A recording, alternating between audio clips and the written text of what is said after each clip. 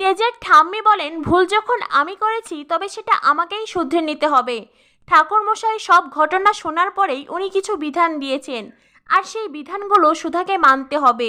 আজ থেকে সুধা এই বাড়ির কোনো পুজোর অনুষ্ঠানে থাকতে পারবে না, পুজোর কোনো কাজে হাত লাগাতে পারবে না। এই বাড়ির হেসিলেও যেন এই মেয়ের পা না পড়ে। তেজ দাদু ভাই এই বাড়ির উত্তরাধিকার, তাই তার ঘরেও এই মেয়ে থাকতে পারবে না। তরিতা বলে, কিন্তু ঠাম্মি, দিদিভাই এই বাড়ির পুজোতেও থাকবে না, রান্নাঘরেও যাবে না, দাদা ভাইয়ের ঘরেও থাকতে পারবে না, তাহলে দিদিভাই থাকবে কোথায়?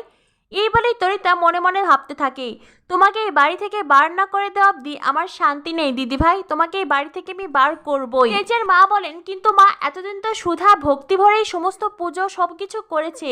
ঠাম্মি বলেন, এতদিন ও যা করেছে সেটার কর্তব্য ছিল। এদিকে ঠাকুর মশাই মনে মনে ভাবতে থাকেন, আমি তো এই সব কোনো বিধানই দেইনি, আসলে যা কিছু বলছে সবকিছু ঠাম্মি নিজের সিদ্ধান্তই বলছে। তেজ তখন ঠাম্মিকে বলে, ঠাম্মি, ঠাকুরমশাই এই সমস্ত কি কথা বলছেন? শাস্ত্রে কোথায় এইসব লেখা আছে? ঠাম্মি বলেন, শাস্ত্র সম্পর্কে কতটুকু জানো তুমি?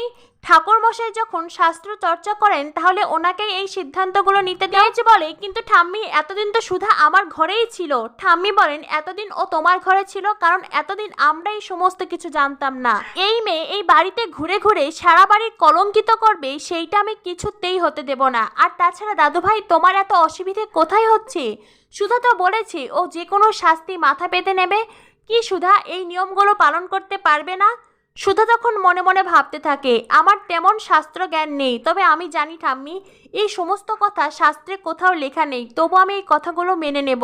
আমি আমার বুদ্ধি দিয়ে আপনার এই কড়া নিয়মের বেড়াজাল ভাঙবো ঠাম্মি।